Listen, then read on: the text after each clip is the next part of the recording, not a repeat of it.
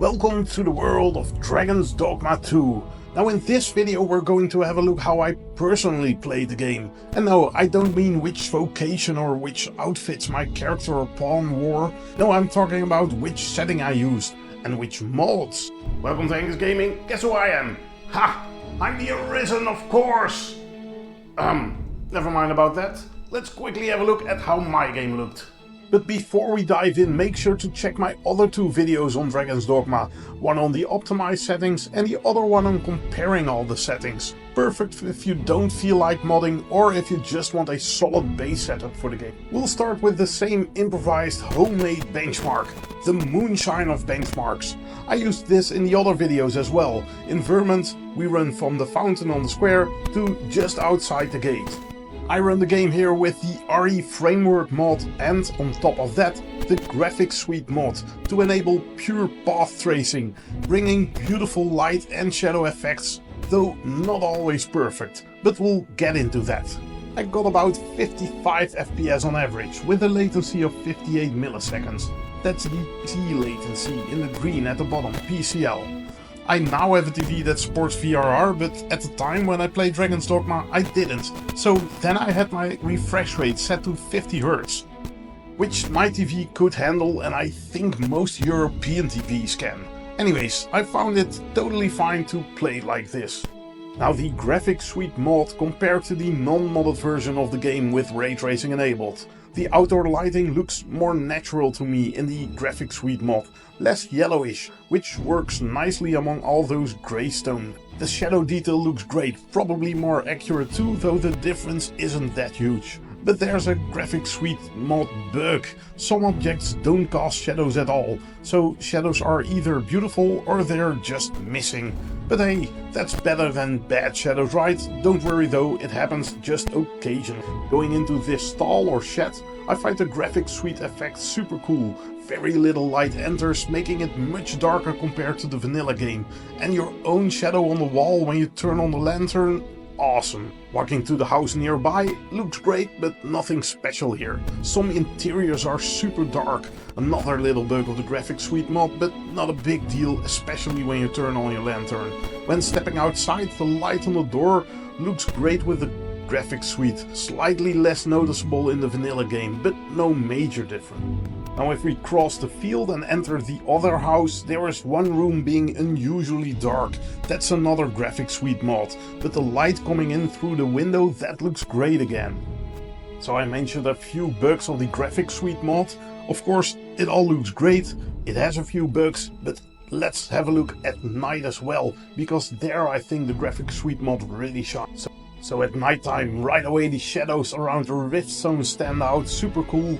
And the same when you walk outside. The shadow cast by the bonfire is beautifully detailed. You do see that shadow in the non-modded version, but it's less pronounced. And now the square in front of the gate looks darker too, which makes sense, there's only one little bonfire there. In the shadows you can notice some noise in the GraphicsSuite mod. This can happen in dark areas when you don't have a lantern on, but usually when you're indoors or outside and it is dark, you do have your lantern on. The weed at night, the same issue, no shadows. This shed however, that looks really cool. Turn off your lantern and it's pitch black with the GraphicsSuite mod. I really love how the game can be so dark and your light is really something you need to use. The vanilla game uses some kind of character spotlight, which you can disable with the mod. I think this is worth it, but we'll have a look at that further on in the video. Moving to the house again, all cool stuff. Not dramatically different, but you do see those shadows cast here and there. And I really like that. Especially when you walk outside through the door, you see your own shadow cast on the door. Really neat effect. I really think those shadow effects are one of the main reasons I like this mod so much. Because you spend quite a bit of time wandering in dark areas or caves where you turn your lantern on, and that just has some really cool effect. When we go outside through the wheat field, really cool, you see the shadow casting on other wheat plants, and when we get out of the field you see the shadows of the wheat being cast on the stone bridge. Now let's have a good look at some of the details. For example, here in the cave, I'm walking around bashing some creatures, nothing out of the ordinary, but I really love the shadows in these caves. They just make caves a bit more dark and ominous, and you really feel more adventurous going into them, using your lantern to make some light. And let's be honest, you spend a fair amount of time in caves like these in Dragon's Dogma. So this light really has an impact on your overall gameplay. Another visual highlight are the ray traced reflections. So these screen space reflections in the game are honestly pretty bad. Lots of artifacting and the environment disappears when you look down. Here though, you always get crisp, clean reflections. It looks so incredibly much better than the SSR reflections. And also, these are consistent reflections, so no artifacting or no weird things. Now we already saw some bugs of the mod, like overly dark rooms, no shadows of some objects, but these are just small bugs. In dark rooms, just turn on your lantern and a few objects have no shadows, but all other objects have way better shadows. But there's a bigger issue the mod has. And that's when indirect lighting is present, things get messy.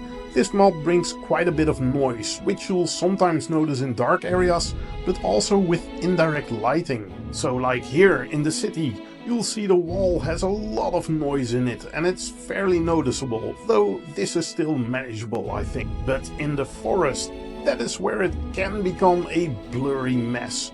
And that's a real shame, because you do spend quite a bit of time in indirectly lit forests in this game. Looking at these flowers here, they're almost invisible, just a blurry white smudge. But then when you're outdoors in direct light, everything looks fine. Well, almost everything. Those little stones on the right probably are also missing shadows, but I only noticed this during editing. But yeah, when I was standing here, I was just so relieved to see nice white flowers again, and yellow ones and blue ones, but you get the point. It's no longer a white smudge or flurry. Now you can completely remove the noise in the game while keeping your nice shadow details in place, though your reflections will take a hit. So here you see that the reflections are still better than the screen spaced ones, but they are not as good as they were. However, you'll see there's no more noise, not even in indirect areas, so that's great. And as you see, you still have the nice shadow details, which is awesome. You do get a little bit of noise in certain lighting on the floor though. But the real reason I don't fully recommend this mod is found in Battahl, I think. There I noticed the rocks during the day have this weird glow on them, and honestly that bothered me more than the occasional noise elsewhere. Now let's talk about that character spotlight I mentioned. In the GraphicsSuite mod you can turn off your character spotlight, and if you turn off your lantern then in the game it's completely dark. Like being in a cave with a tour guide and your guide is the only one with a flashlight and he walks off. You can of course leave on the spotlight, but it behaves a bit weird when you rotate the camera. Sometimes the light disappears or flickers. Anyways, I personally prefer it with the light off, so I kept the setting disabled. I really think it's cool that you need your lantern, and when you turn off your lantern it's just completely pitch black. Now let's go through the settings to see how I've got the game set up. I ran the game at 1440p with basically everything on high or max except for the texture quality. I left that at 2 GB, otherwise the game complained I was using too much gigabytes, and I've set the shadow quality to high instead of max. Max combined with pure path tracing was just a bit too heavy I think. And also make sure that ray tracing is enabled in Dragon's Dogma 2 itself. Then for the mod, if the menu isn't available, press the tilde key to bring it up. Go down to the GraphicsSuite, then to Streamline Settings, and there just turn almost everything on. Turn on the path tracing, turn on Fix PT Sun, this makes the sunlight a bit nicer. I set the sunlight to 1 bounce and 2 subsamples per pixel, and I left the rest as is. Leave Use Ray Tracing LOD off as it can cause weird pop-in, and turn on everything else. So enable post-processing, use exposure, better clouds, set the shadows to high. Higher looks better, but it's almost too heavy on your system I guess, and high is nice enough. Enable the actual contact shadows, turn on the subsurface scattering, diffusion sampling, and enable RT reflections for ASVGF, even though we're not really using ASVGF for anything else, but still.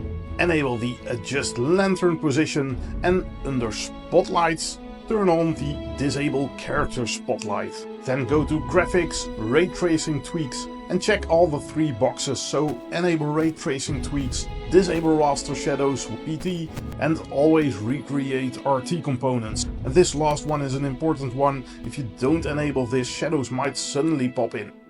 Now set the ray tracing type to pure path tracing, again with 1 bounce and 2 subsamples per pixel.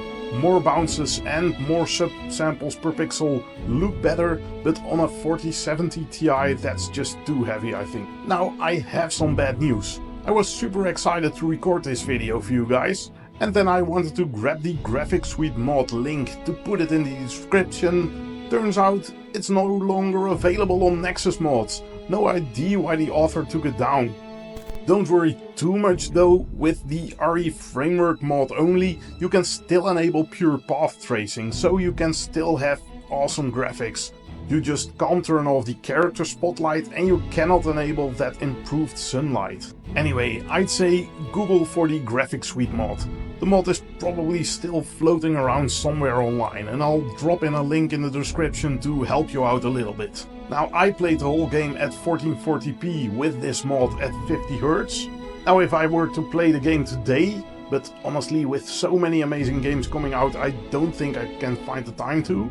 But well, if I could find the time, I now have a VRR-capable TV. For those interested, the Philips OLED Plus 909, which uses an LG4 panel.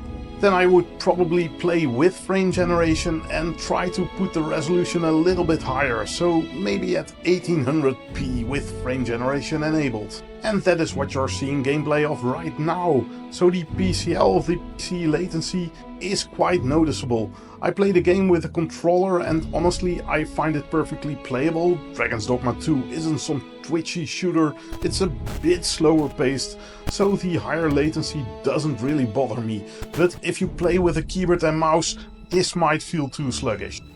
Well, that's it for this video. I just wanted to show you this GraphicsSuite mod because I think it's really cool and really elevates Dragon's Dogma 2's graphics. How you should play, just see for yourself. HEnK Gaming is just an advisor, of course, not a dictator, and telling you how to play the game. Well, not a dictator yet anyway. Anyways, that's it for now. Subscribe to the channel, but only if you like this video, of course. If you did not like this video, well, or if you did, check out my video about the optimized settings for Dragon's Dogma or my deep dive into those settings. Well, either way, thank you for watching and till the next one. Houdoe!